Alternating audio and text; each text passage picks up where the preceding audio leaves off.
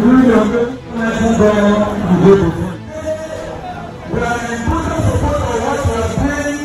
We volunteer ourselves and you will say to pass a vote of confidence.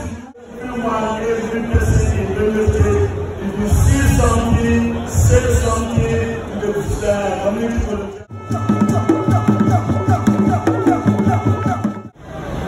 In order to enhance effective operation and proper coverage of the state, the Benue State government has decided to claim an additional 1,100 personnel to the 500 area training at the 100 of the month of August 2022.